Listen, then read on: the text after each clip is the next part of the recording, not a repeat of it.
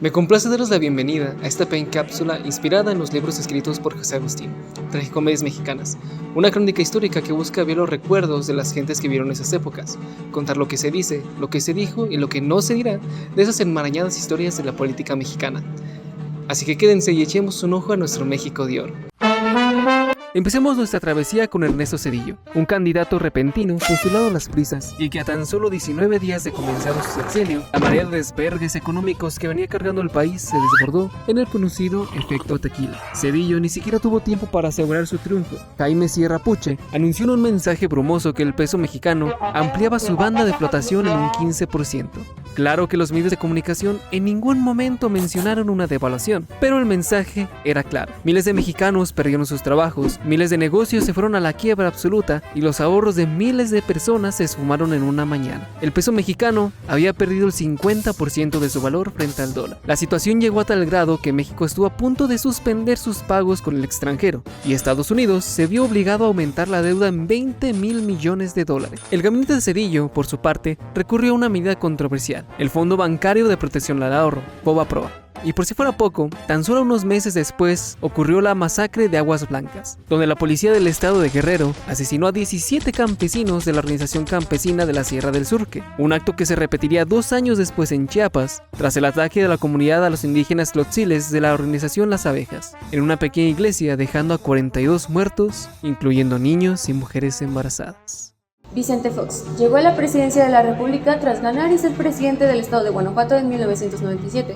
Para el 1999 registrar su candidatura, a pesar de que duró 2 años en campañas, logró una gran popularidad a través de su carisma y su palabra favorita, hoy. Vicente Fox llegó a la presidencia de la República tras ganar y ser presidente del estado de Guanajuato de 1997. Para el 1999 registrar su candidatura, a pesar de que duró 2 años en campañas, logró una gran popularidad a través de su carisma y palabra favorita, hoy. Su propósito era sacar al PRI de los pinos y lo consiguió. Ganó la presidencia de la República Mexicana con un 42.5%, pero desde un inicio fue poco prudente al hablar. Hablando de prudencia, existió un conflicto con el proyecto del aeropuerto de Texcoco. Él se propuso mejorar la infraestructura de México. Para esto, y como ya es costumbre, les quitan las tierras a las personas. Hemos estado viendo este mismo problema durante buen rato y no entienden. En problemas de política exterior, intentó todo un sexenio lograr un acuerdo migratorio entre los Estados Unidos y México para lograr una reforma migratoria, pero a continuación los ataques terroristas del 11 de septiembre congelaron toda posibilidad de un acuerdo. Para el 1 de diciembre del 2006, Vicente Fox le entregó la presidencia de la República al Felipe Calderón, continuando con el mismo partido político, el PAN. Ahora veremos a Felipe Calderón, el del sexenio más violento en los últimos 50 años. Felipe Calderón llega a la presidencia de panzazo, ya que la diferencia entre este y Andrés Manuel fue del 0.56%. En el aspecto económico hizo un buen trabajo, se vio la inflación más baja de la historia, una acumulación récord de reservas internacionales y una deuda pública estable. El Producto Interno Bruto del sexenio fue de 1.9%, lejos del 3.2% pronosticado. Ese limitado crecimiento se reflejó en precarias oportunidades de empleo formal y agravó la informalidad, lo que implicó bajos ingresos, reducida productividad y carencia de seguridad social y servicios de salud. Aunque como ya es costumbre en este país, en el aspecto económico no nos fue tan mal, pero en lo social y seguridad no se puede decir lo mismo. El país estaba lleno de narcotraficantes, consumía drogas ilícitas y tenía narcoviolencia en la frontera. En ese contexto, decide combatir frontalmente al narcotráfico, y los resultados distaron mucho de ser exitosos. La violencia escaló a niveles altísimos, el número de muertos aumentaron y los cárteles no disminuyeron su ritmo de actividad. Al gobierno se le criticó que la acción nunca fue bien pensada, pues predominó el uso de la fuerza bruta por sobre la inteligencia. En los lugares donde peor la pasaron fue con nuestros amigos de la tierra de la carnita asada. De hecho, ahí fue donde se dio el famoso caso de los estudiantes del TEC de Monterrey, que fueron asesinados por militares, creyendo que eran miembros de algún cártel, y a la hora de darse cuenta que eran unos simples estudiantes, para sacarse de culpa, dijeron que habían sido sicarios. Claramente esta mentira no se mantuvo y se destapó, demostrando que ni siquiera el mismo gobierno sabía lo que estaban haciendo. No sabían cómo, dónde, cuándo y a quién debían atacar. Seguimos con uno de los sexenios con más controversia, encabezado por Enrique Peña Nieto, miembro del PRI y expresidente entre 2012 y 2018.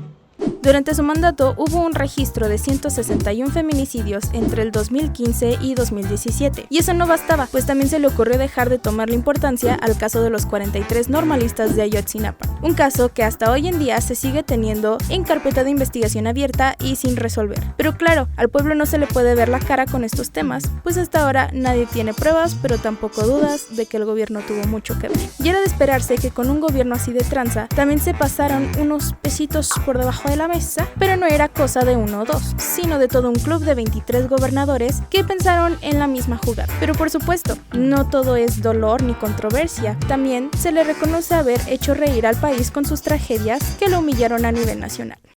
Pasando del presidente más carita al actual cabecita de algodón, nuestro actual presidente se tuvo que enfrentar a la presidencia con estos siguientes candidatos. Nuestro actual presidente se tuvo que enfrentar a la presidencia con Requín Anayín Canayín, alias el Chicken Little, Jaime Rodríguez, el Bronco, y José Antonio Meade. Cuando el cabecita de algodón buscaba por tercera vez la presidencia del país, dijo: la tercera es la vencida, y venció. Sin embargo, durante su periodo hemos visto que el país se dividió en quienes apoyaban al presidente y a Morena y a quienes lo mandaban a freír espárragos. Pues su gobierno se caracterizó por escándalos relacionados con el COVID-19, que fue un reto no solo para él, sino para toda la nación, y por apoyar a la gente pobre del campo, y bien se dice que a los ninis, demostrando que es la persona más clasista por siempre separar y apoyar a los pobres, pero criticar a los ricos. Durante su gobierno se alcanzó un récord histórico de 101 feminicidios solo en el transcurso del primer año de mandato, provocando que el 8M sea más prominente en los años consecutivos. Nuestro líder de la 4T siempre tiene otros datos, ignorando por completo el panorama de aumento de inseguridad, los bloqueos e incendios en carreteras cometida por los narcotraficantes y los homicidios dolosos contra jóvenes y feminicidios. Seguiremos estando al tanto de cómo serán las elecciones el próximo año. Bueno, y eso fue todo por esta ocasión.